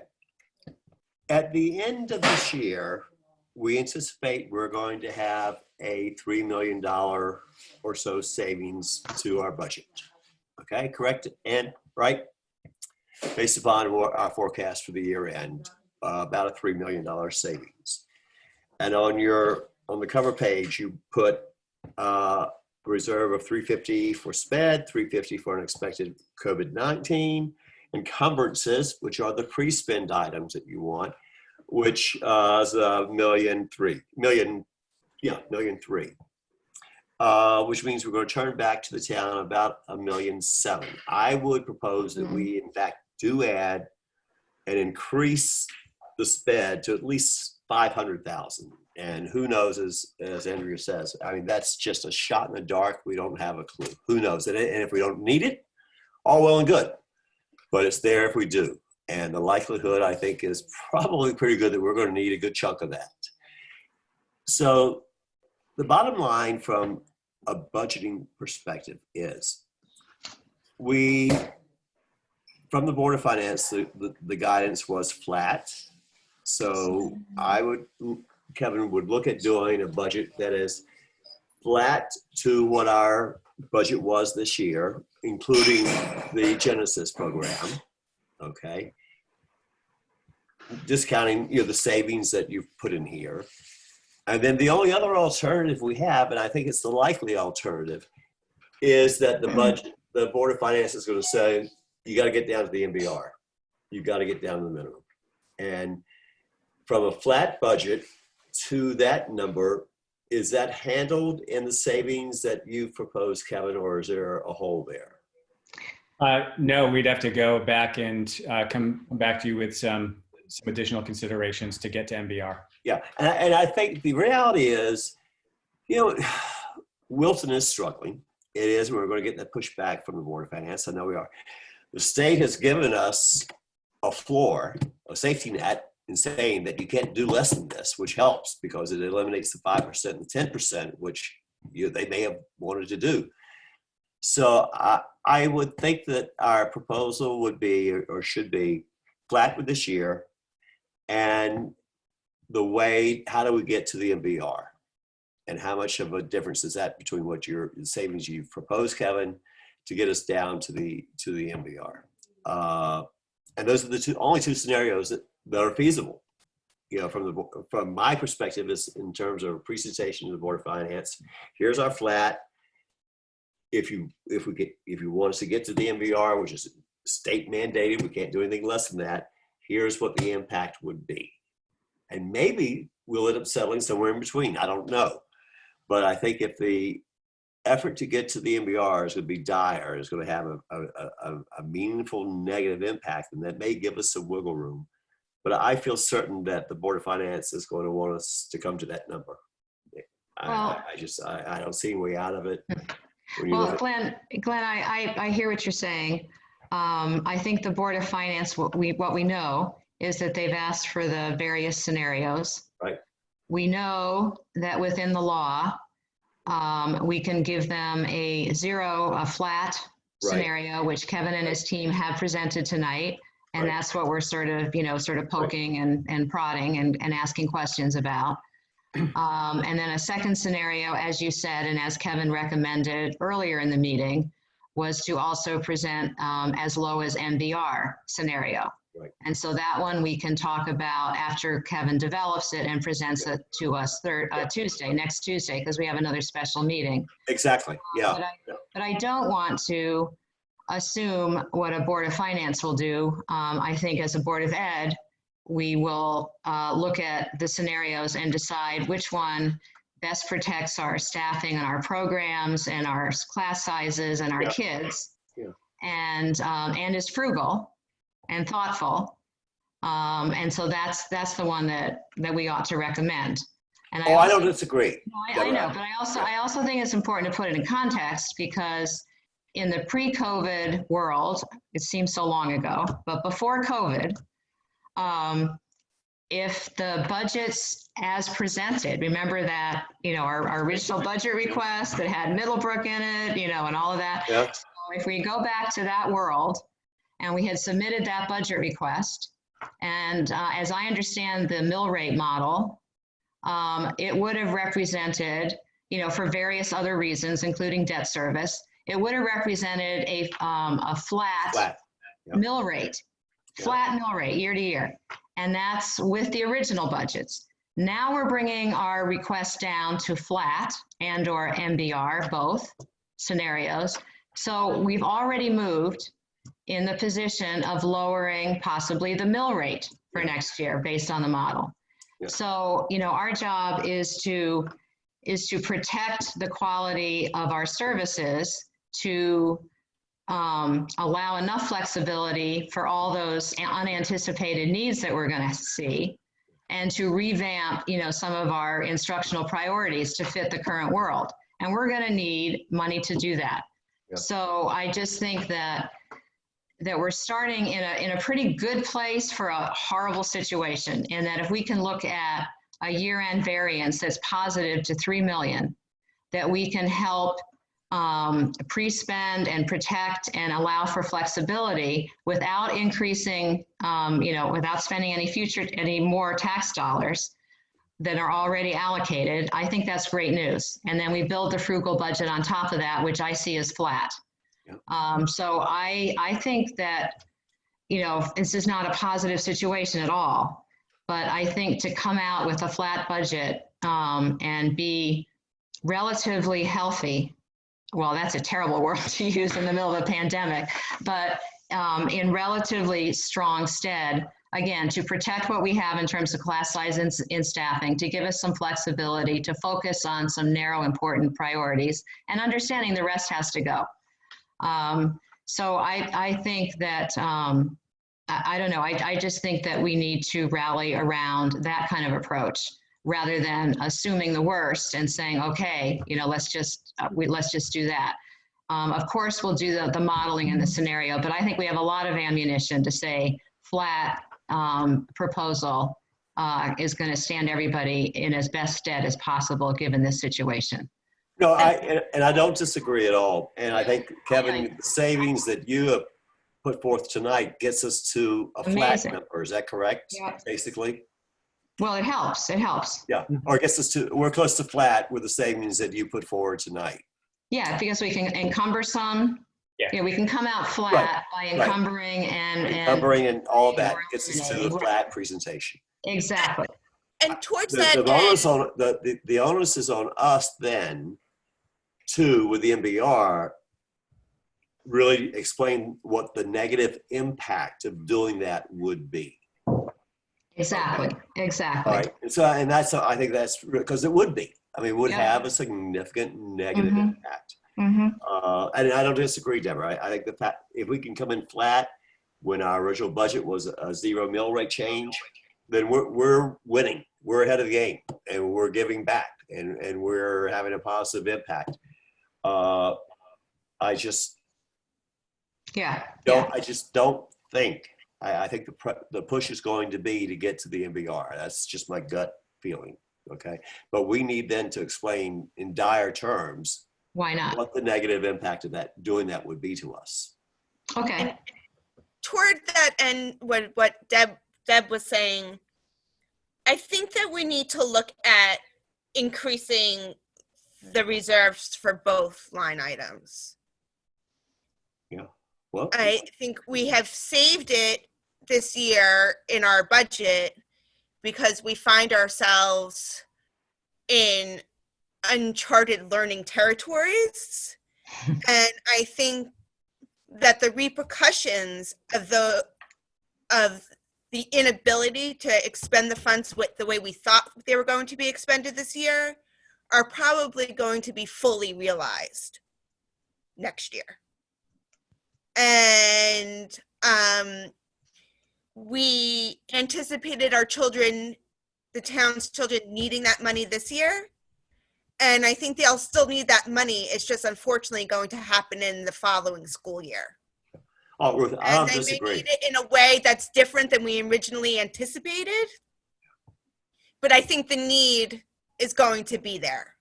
And if the need winds up not being there, then, when the crisis dissipates and learning returns to its more normal course, then the funds would be there for the town. But I think that we should anticipate on, plan for as much as possible to try to make sure that we have all our options preserved. Okay. I do agree with Ruth as well. That was pretty much my whole comment, especially if we've got the money reserved and then we don't spend it, it will still go back to the town. So rather than giving it back to the town and then needing some more and we can't get it, it would be, I think, wiser on our part to at least reserve it and then return it when we don't spend it. Sorry, Glenn, were you going to say something? I'm sorry. sorry. To Ann, I guess, we've been talking about this now for a few days and I'm curious, do you have any sense of what the Board of Selectmen's appetite would be for us doing something like this or not? Not yet. Okay. I just want to get all the complete mechanics down. My first Right. concern was accounting and Yeah. the legalities of doing it. And now it's the next level of, Okay. I just didn't know if there was any, had there been any prior discussions or. All right, so this is a question to the board members. I'm hearing that if we, recommend and request a reserve for special education costs, including increased possible legal costs, and the unbudgeted COVID-related costs, everything from facilities to programs to possibly personnel, that number also be increased. I guess I personally am kind of looking at that lease and thinking, and this, I'm just throwing it out there, that maybe that if we increase the reserve funds, that maybe we're not so keen on the lease part, until we see the side-by-side comparison. So that's just a question. Yeah, Deb, Mandy, go ahead. Go answer that. no, please, I have no answers, but I agree. The reserves, I think it's a good point. I'm a little bit uncomfortable and would love more information and see how anyone else feels about the pre-spend, because to me it feels like, oh, we have this extra money, let's go ahead and spend it instead of rationing it out over the years.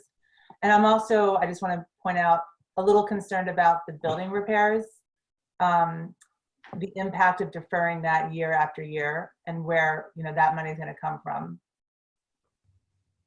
Okay. Andy, the building repair is my question as well.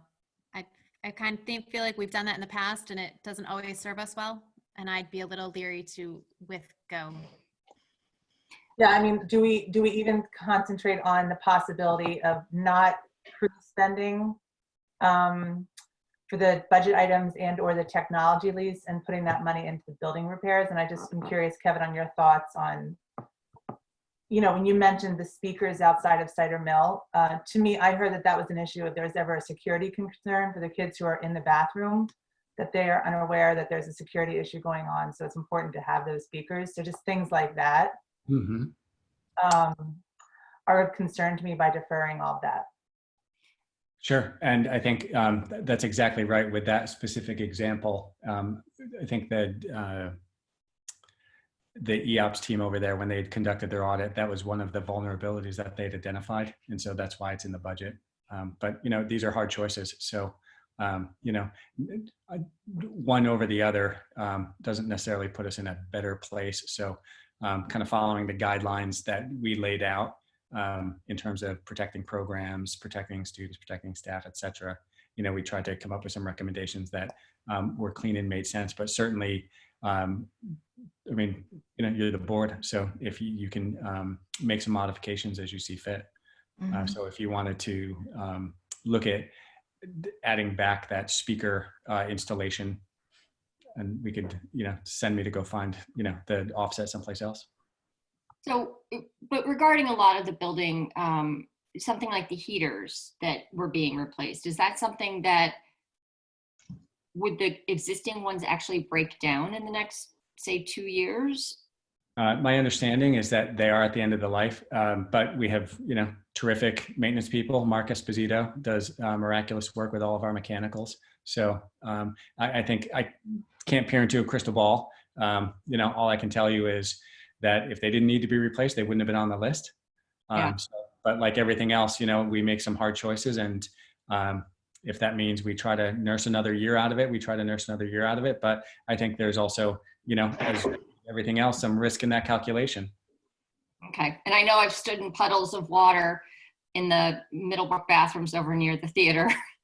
So I do know that those need to be replaced as well. But it's Listen, this was not the original budget we proposed. Yeah, I think to Mandy's point, though, the immediate health and safety, if Cider Mill speaker issue is a safety issue and it's not, well, maybe it is a huge amount, but it's nothing like trying to tackle the Middlebrook program. I wonder, what that amount would look like. trying to cover it somehow? Yeah, I'll get the exact amount and I'll report back on that on Tuesday when we meet. It's not a significant amount. I think that the total at Sutter Mill was 40, and that also included partition replacement, bathroom partition. So, but I'll get you an exact number.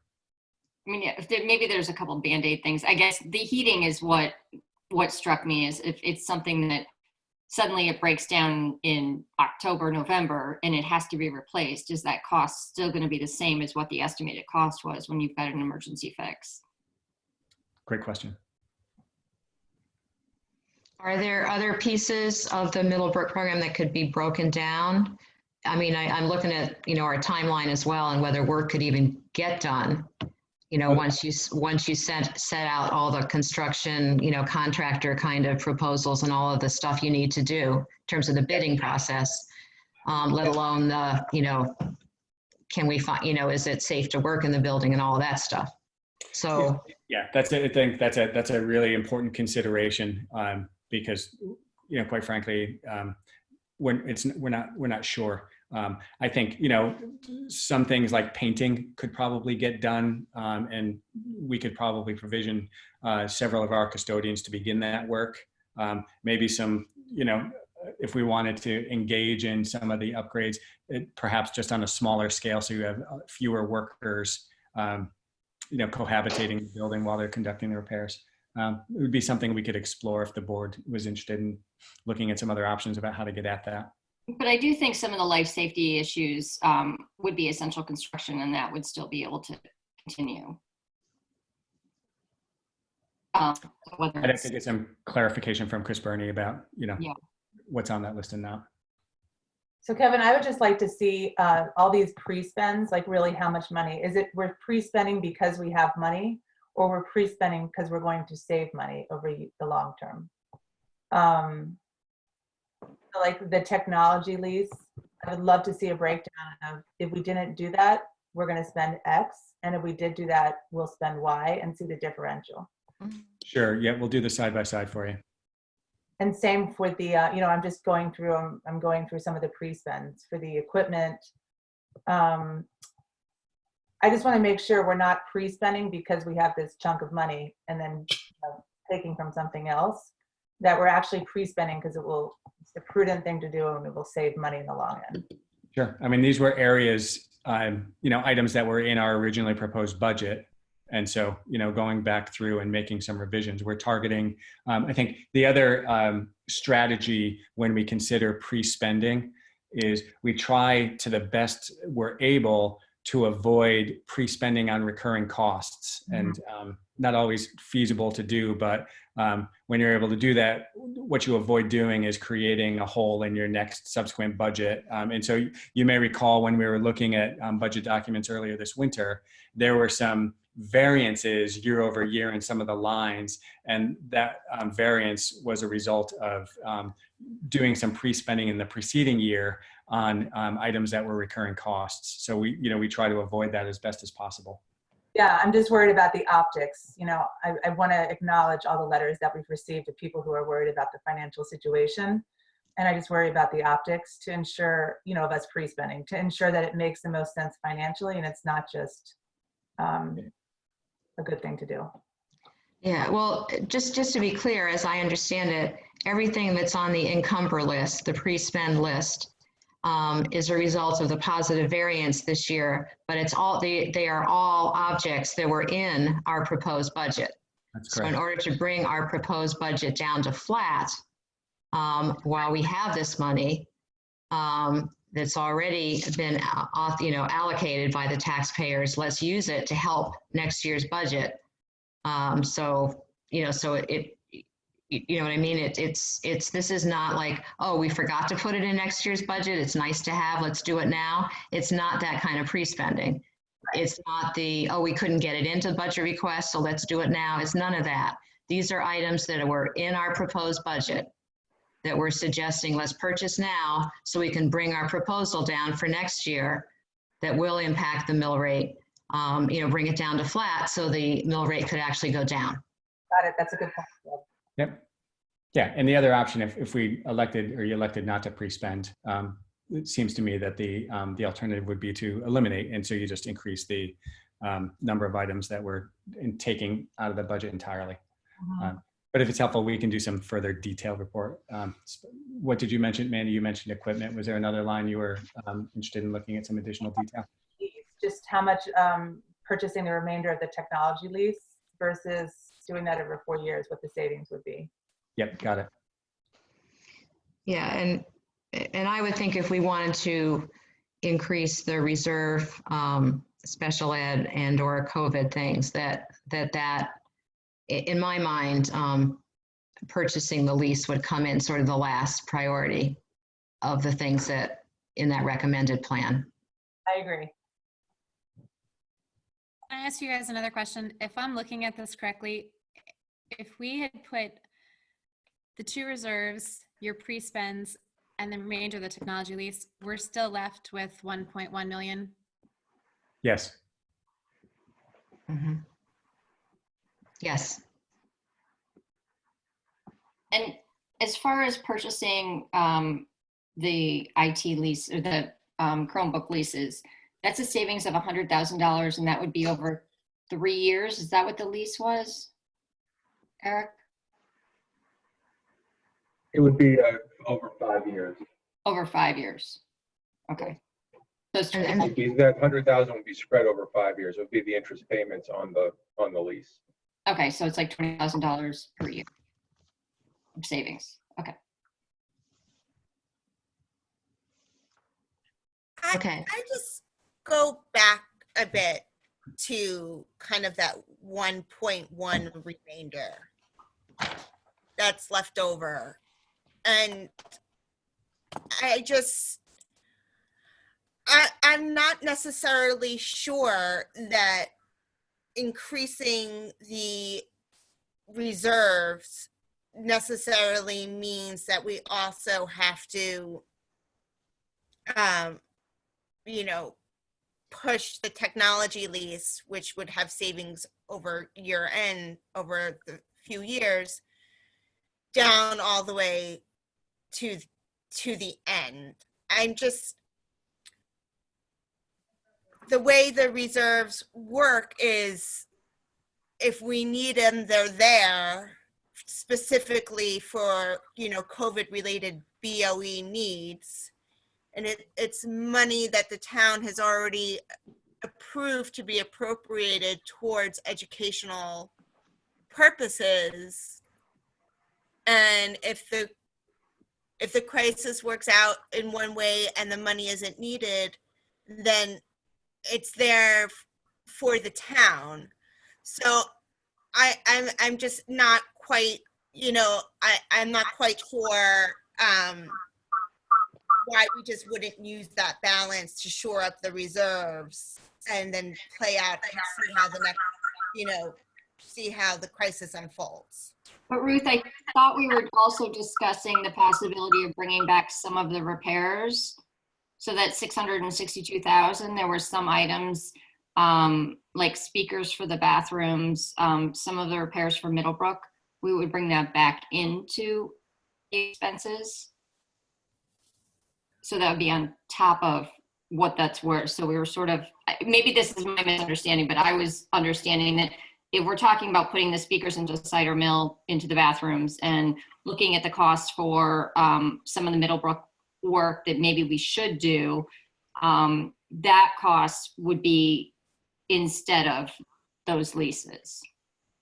Well, that only winds up being if you can have it done in a way that it winds up being a pre-spend, correct? Right. So that may or may not be possible. So and that may or may not be possible, right? Right. So I'm looking at the time. It's going on 9 o'clock. What I'm hearing from us is a lot of questions because there's so much information and sort of conceptual things to better understand. But what I seem to be hearing is let's look at shifting some of the reductions to include perhaps some of the smaller and especially safety related construction facilities items. I'm also hearing if there is to be a reserve, let's increase the special ed one to include, closer to 500,000 to get a side-by-side on the remainder of the technology lease versus, the pay-as-you-go, our current way of funding it. And then also to come up with the MBR scenario, which we have not discussed. Kevin's team has not put that together, which brings us lower than flat. So I think that's a lot of work for Kevin to do and come back to us on Tuesday. To the extent that we can get some of that information ahead of time, Kevin, it's always helpful to board members. Sure.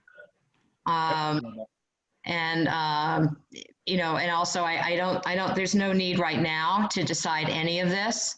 I think as we have more questions, let's make sure we email Kevin and his team in advance. So when we come back to discussing, we'll have the answers, because this will need to get wrapped up with the budget scenarios and our recommendation by next Thursday. So we have next Tuesday and then next Thursday. Does that make sense? That does. Deb, is there a way to have, can you guys hear me? I had to switch because of my internet. Okay. Is there a way to also have somebody in terms of the building repairs truly come out with what really needs to be done now versus what we would like to do now? Yeah. I Is think that part of your comment? Yeah, we're basing it on the health and safety issues. I think if we kind of put that thing around it, like Mandy's example of the speakers, if we can't get sufficient heat next year, if there are any sort of things that are about to cause us much more headache, than we're aware of.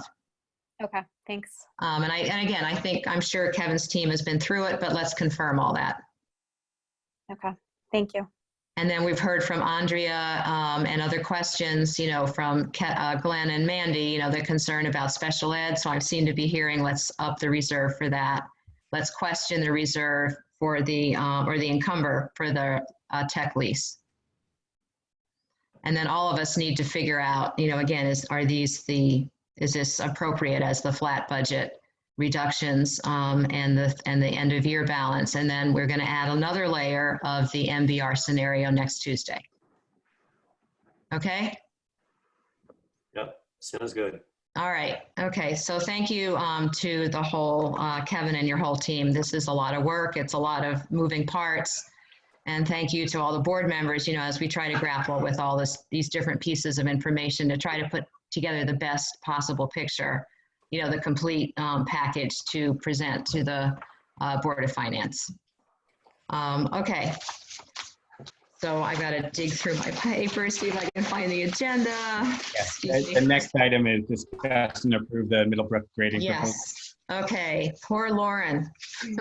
Yeah. So we sent you, Lauren did as requested and went back and spoke again to her staff. And they came back with, virtually the same consensus recommendation. I support them. I trust them. They really do have, I think, in mind what's best for their kids. So the recommendation is to follow the grading proposal that was presented when last we met, which would be, met, not met yet, insufficient evidence, but they wouldn't provide any kind of grade or incentive, a grade bump for the fourth quarter. And so what they propose to do is continue to provide the kind of feedback and support that they've been providing so far. Is that about in a nutshell, Lauren? Yes.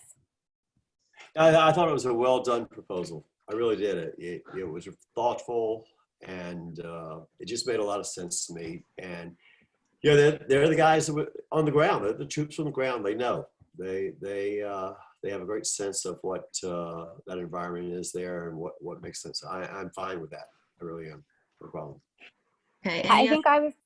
Go ahead, Deb. Jen, no, I was going to ask if there are any other questions or comments, and go ahead. I think I was the one that probably opposes this the most.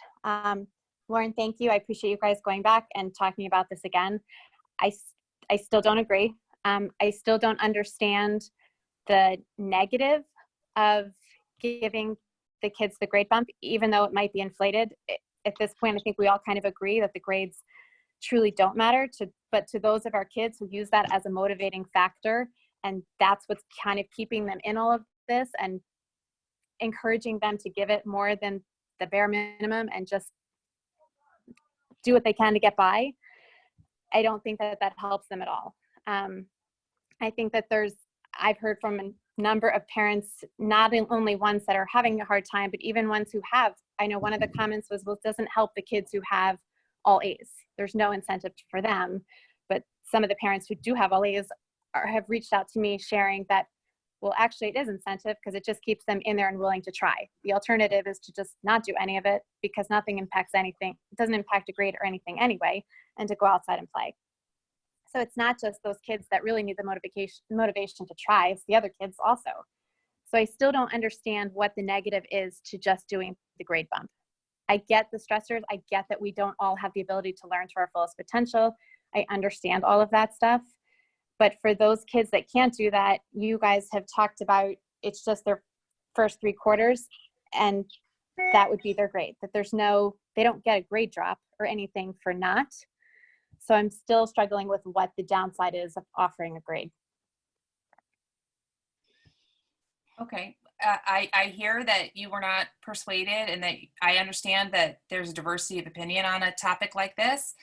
And I think that I'm happy to, I could speak on that, looking at the clock and recognizing the how thorough the response from the Middlebrook staff was in terms of the document that we shared. I don't know that it's fruitful. I'd be happy to speak to that if that's what you'd like.